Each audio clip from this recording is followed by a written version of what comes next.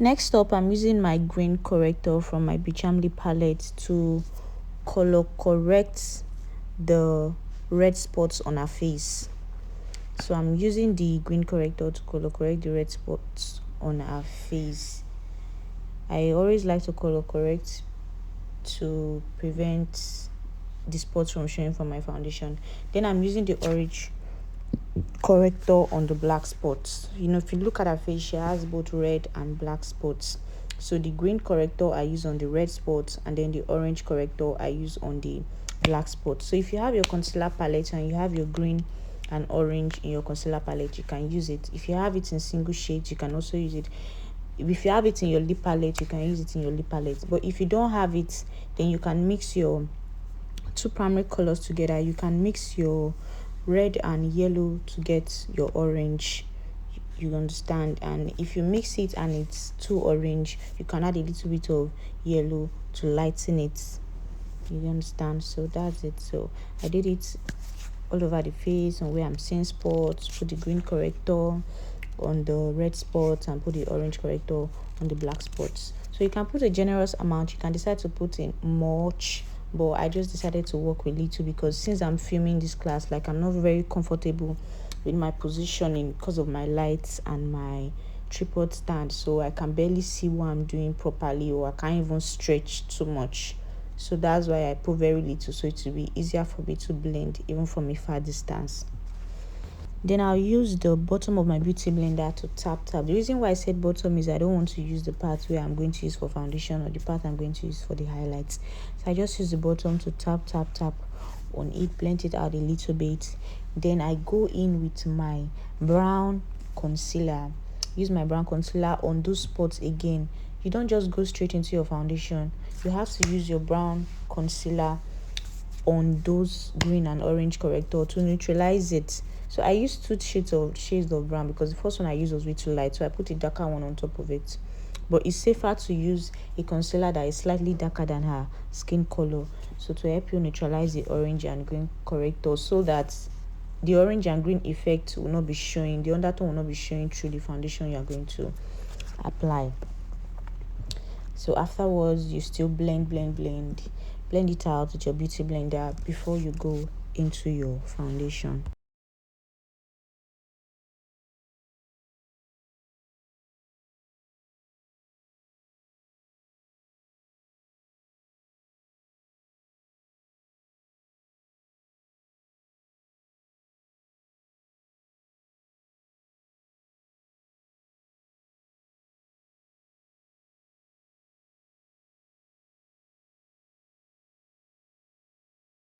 Next, I've already mixed my two foundations down, that is the Glam Girls and the Motec that I showed in the beginning of the video. I mixed both of them down and I'm applying it on one side of the face. But after applying it on the side of the face, I'm not really very comfortable with the undertone it's giving me. Like, after blending it out, I noticed it was giving me more like the undertone is giving me more like too orange kind of, too orangish kind of effect, or giving like a darker feel. It's not darker, but it's not giving me the skin feeling I want. So I applied the same foundation on the other part of her face, and I decided to add my orange lip stains, or if you have it in your concealer, decided to add it to the spots. Then I added a little bit of red as well. That's like orange, and it's just two different shades of orange in the palette, not really red. So that's why I use both of them.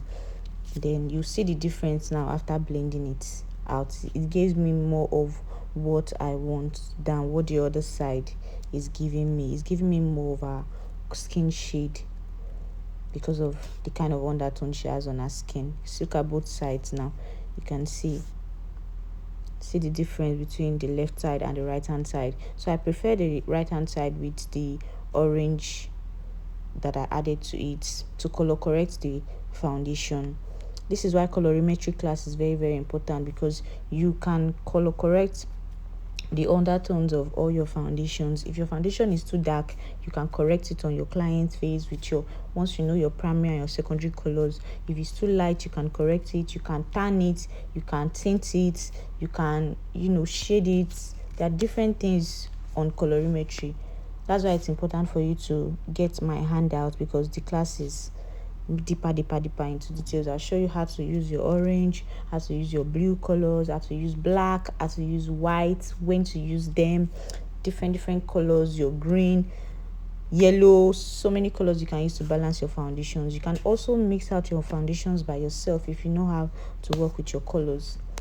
So I added the orange to the other side of the face, and I'm blending it out to give me more of the undertone I want. I'm usually not the type that like my foundation too flashy, like too obvious. I like it to look more like skin, that people won't know you are wearing foundation, because I'm still going to highlight the face, and by the time I highlight, the face is going to be popping. So I don't go too extreme. Some people will decide to leave it like that though, like, you know, okay, it's looking like a color is a color, they will leave it like that. But me, I always like to balance everything. So I did it all round, and I blended. You know, you can see without blending, once you transition without blending, look at how the color is reflecting. But by the time you blend it out with the lip stain I use, the color I use, it gives me more of the shade I want. So that's just it. Just blend properly and go into the next step.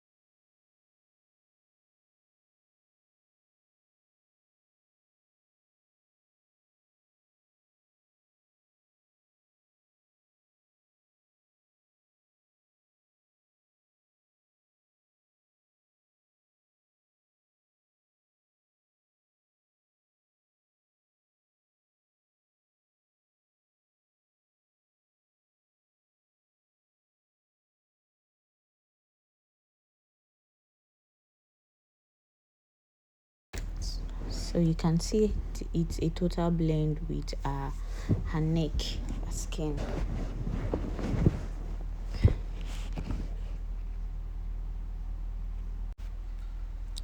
So for my cream blush, I'm going with my Ferrarucci lip palette, creamy lip palette, and I'm using that shade.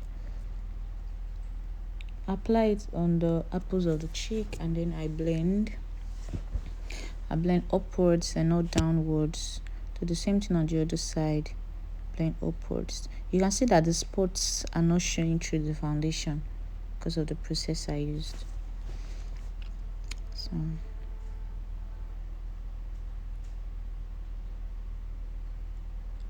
after blending out the cream blush, I'm going into my highlight with my Ferrarucci Concealer palette, using that shade, and I applied it on the highlighting part of the face.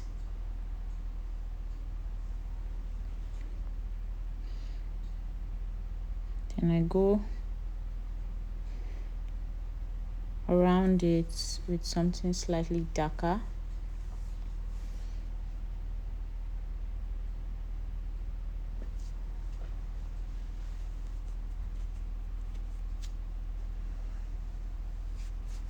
I'll use the other side of my beauty blender to blend. Most times I do the highlights first before the blush, other times I do the blush first before the highlights. Just depends on my mood.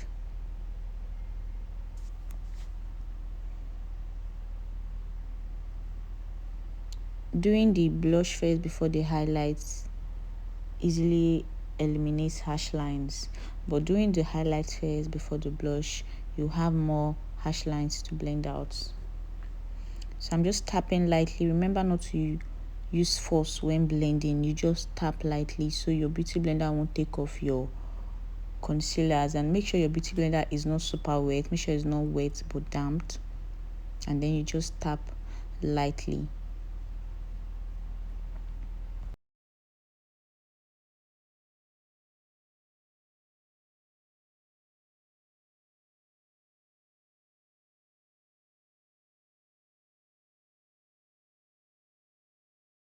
While blending, watch out for harsh lines. Eliminate harsh lines, visible harsh lines on the forehead, harsh lines between the blush and the highlights, harsh lines on the jaw between the highlights and the foundations, and just keep blending. I usually take my time to blend out my highlights to make sure there is no harsh line before I go into setting it with my powder. So I use the blush side and use the highlight side of the beauty blender to blend out harsh lines. For the powder, I'm using that shade in shade Cinnamon from my Beecharm palette and in shade Honey together. As usual, you know I like to mix. I'm not a one shade fan, so I mix both shades together, tap on both of them, and then I go into setting my concealer. I'm also typing in lightly with my brush. I'm not being too hard with my brush. I'm not being harsh. I'm just tapping in lightly. Use my beauty blender to tap on the one under the eyes before I go in with my powder. And I'm using a smaller brush under eye area. This is a brush from Real Technique, while the bigger one is a brush from Kabuki. Tap lightly as well.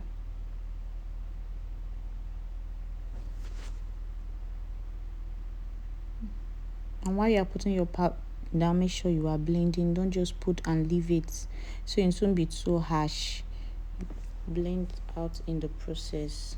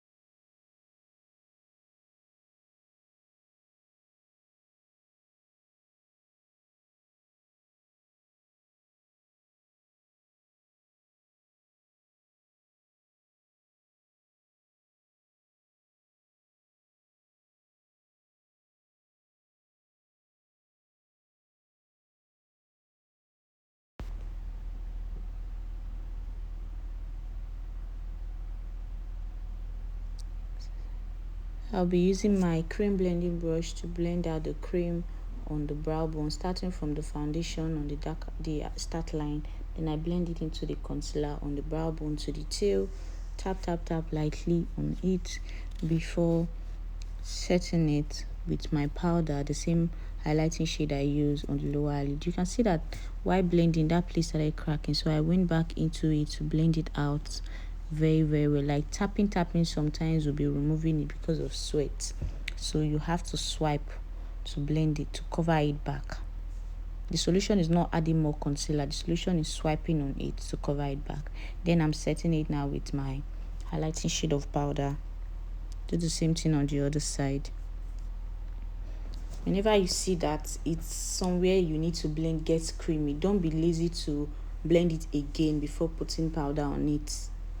So I'm always very careful. Even if I just blended it now and I want to put powder and then I see that it's too creamy, I will blend it again before I go in with the powder. Then I'm using an empty powder brush to just dust off fallout on